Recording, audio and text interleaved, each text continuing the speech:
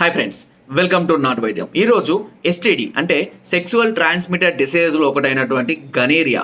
ఈ గనేరియాని తగ్గించే ఒక సులువైన అద్భుతమైన చిట్కా గురించి మనం తెలుసుకుందామండి. గనేరియా వ్యాధి అనేది మీకు ఆల్రెడీ చెప్పినాను ఇదివరకు కూడా, ఒకరి నుండి ఒకరికి రతి ద్వారా సంక్రమించేటటువంటి ఈ వ్యాధి. ఈ వ్యాధి వల్ల మగవాళ్ళలో అంగం పైన చిన్న చిన్న కురుపులు రావడం, దద్దులు రావడం, దురద పెట్టడము, సో ఇలాంటి చిన్న చిన్న సమస్యలన్నిటికీ స్టార్ట్ అయ్యి అది కొద్దిగా పెరిగి పుండ్లలాగా తయారవడం అనేది జరుగుతుంది. దీనిని మనము మామూలుగా ల్యాబ్ టెస్టుల ద్వారా, గనేరియా టెస్ట్ ద్వారా మనము టెస్ట్ చేయించుకోవచ్చు. గనేరియా ఉంది లేదు అనేది కూడా మనకు తెలిసిపోతుంది. సో దీన్ని ఎస్టీడీ టెస్టులు అంటారు. ఈ ఎస్టీడీ టెస్టులు కనుక మీరు చేయించుకున్నట్లయితే అందులో మీకు అన్ని రకాలైనటువంటి ఏదైనా బ్యాక్టీరియల్ ఇన్ఫెక్షన్ ఉందా, యాంటీబాడీస్ ఏదైనా ప్రాబ్లం ఉందా అనేది కూడా మీకు క్లియర్గా పాజిటివ్ అండ్ నెగిటివ్గా తెలిసిపోతుంది.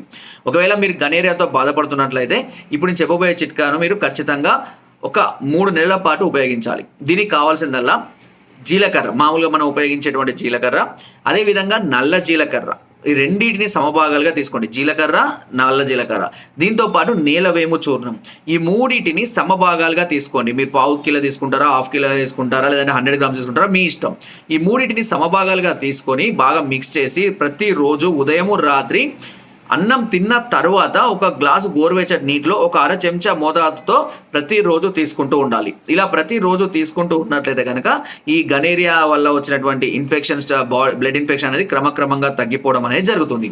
ఒకవేళ కనుక మీకు అంగం మీద కురుపుల్లాగా ఉంటే కనుక దీనికి కొద్దిగా వాటర్లో కరక్కాయను దంచి ఆ చూర్ణాన్ని వేసి ఆ మిశ్రమాన్ని అంగానికి లేపనంలాగా రాస్తూ ఉండాలి. ఇలా ప్రతిరోజు రాస్తూ ఉంటే ఈ కురుపులు, పుండ్లు అనేటివి కూడా కొద్దిగా మండుతుంది, మరి తర్వాత తగ్గిపోతుంది. ఈ కురుపులు, పుండ్లు అనేవి పూర్తిగా తగ్గిపోవడం జరుగుతుంది.